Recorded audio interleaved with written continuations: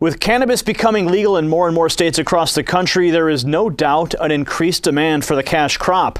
With medical and recreational uses becoming widely accepted, we turn to one attorney who's making an impact in a big way, not just in the hemp industry, but as an advocate for health freedom. Joining me now via Skype from his offices in New Jersey is attorney Ralph Fucetola. He's practiced law for 35 years, gaining a reputation as the vitamin lawyer.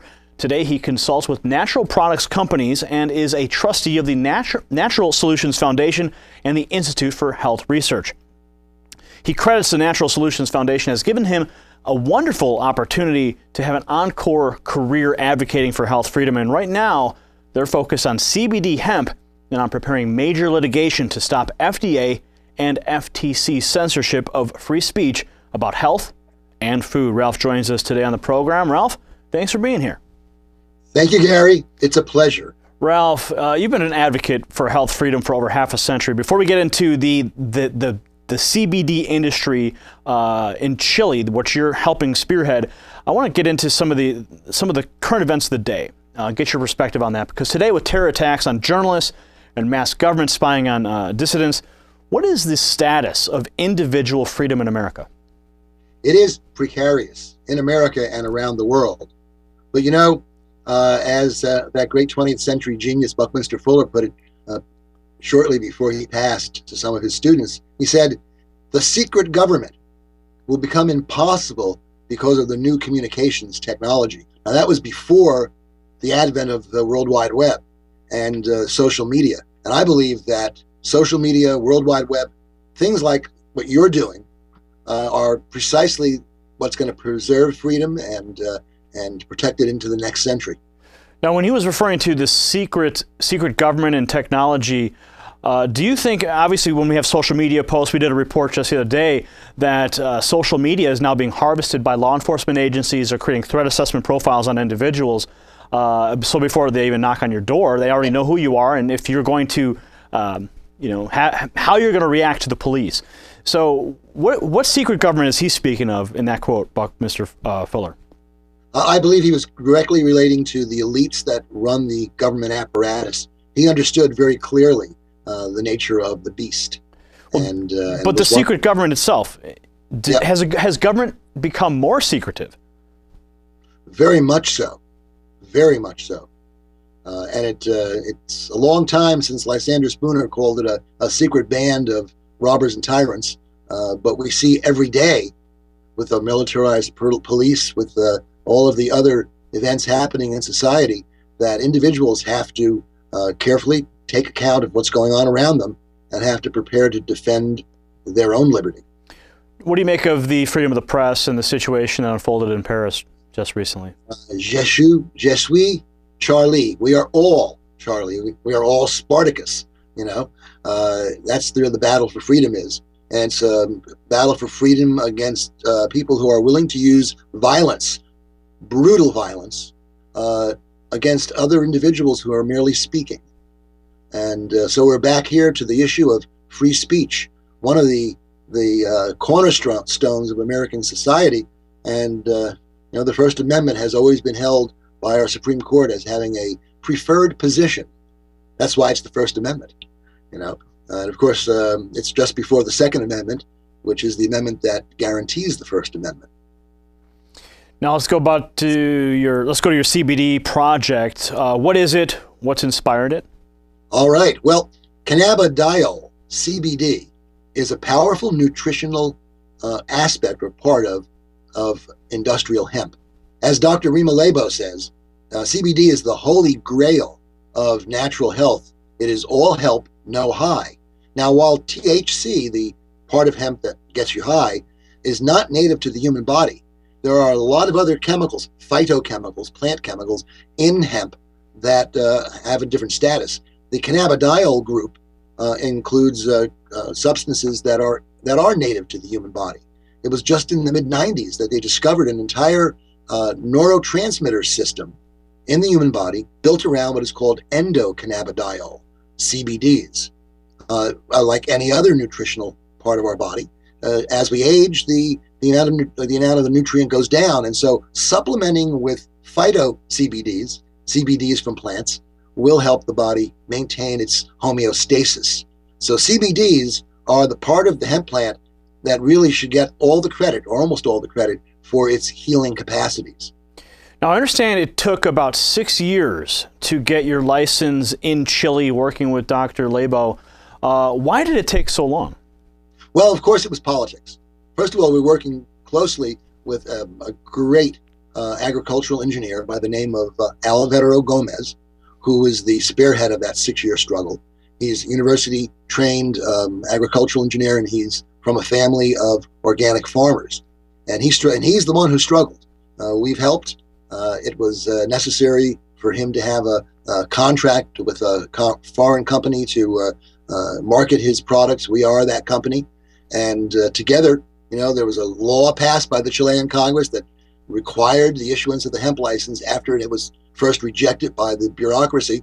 And finally, there was even a case brought to the Chilean Supreme Court. But ultimately, yesterday, the permit was physically handed to Alvaro in the presence of Dr. Lebo and General Stubblebine, my 2 co-trustees at Natural Solutions Foundation. So what is the foundation doing about CBDs? I understand you're actually doing a crowdsourcing a crowdsourcing function to purchase property to grow hemp. Tell us more about it. Right. It's one of those GoFundMe crowdfunding opportunities. It's at www.gofundme.com/CBD hemp. And we have a great rewards program for people who join us. Now, Natural Solutions Foundation has been working in this field for a number of years.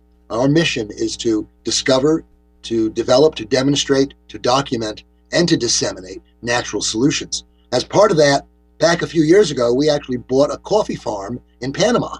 And that coffee farm had been abandoned by its owner, couldn't borrow enough money to buy enough pesticides and herbicides to get a crop out. Well, Dr. Rima said, we're going to treat that land like we would a human, with probiotics and nutrients. And that wonderful piece of land is now producing bumper crops of pure organic coffee that we use as a part of our fundraising. And the family that works on that land and lives there, the most important thing we've learned from them is they're no longer suffering from sicknesses all during what they call spraying season, because we're not spraying any of that junk.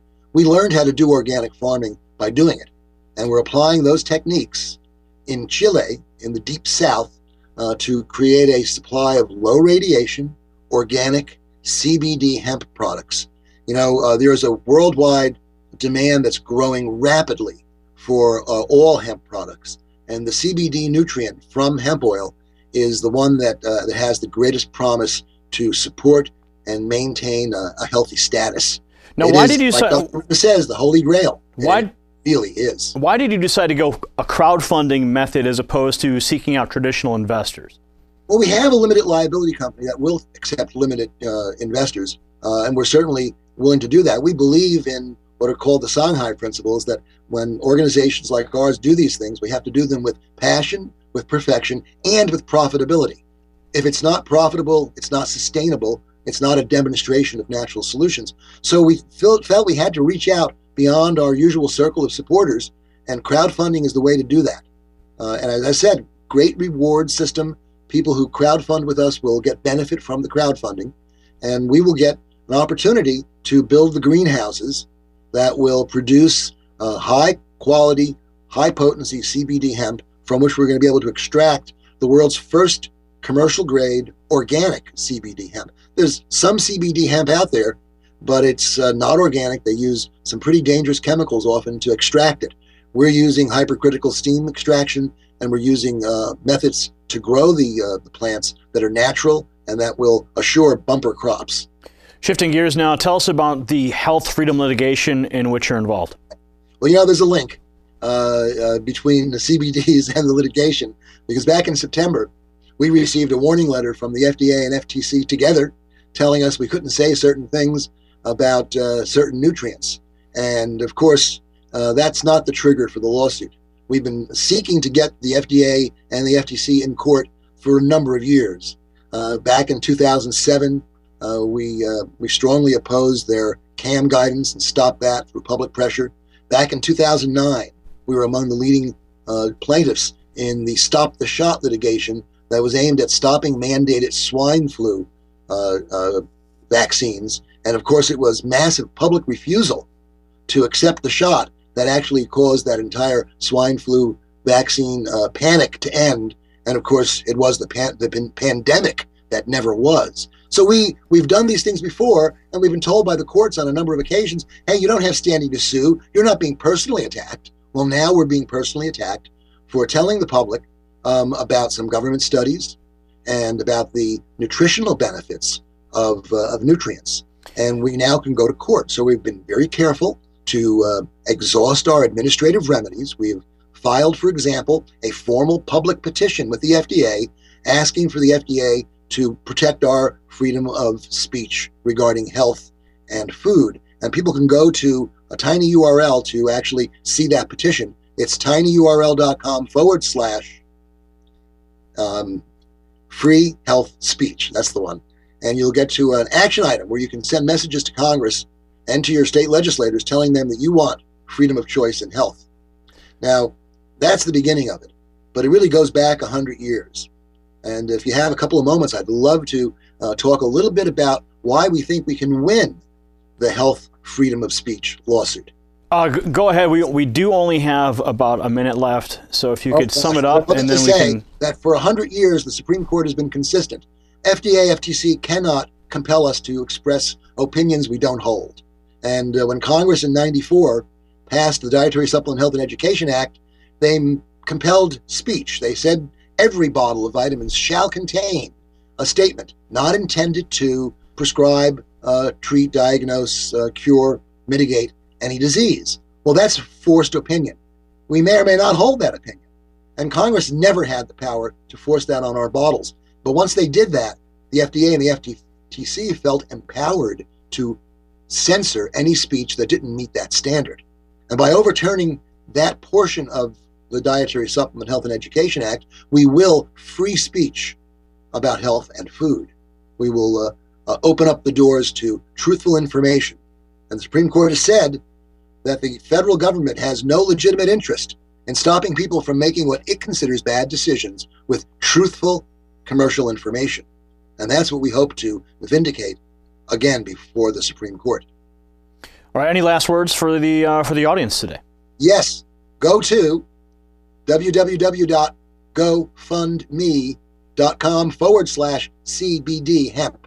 That's the place to join the hemp health revolution. All right, Ralph. Thanks for joining us today. That was Ralph Fucetola. You can find out more about him at vitaminconsultancy.com. Up next, we've got today's special reports and your daily digital standing by. We'll be right back.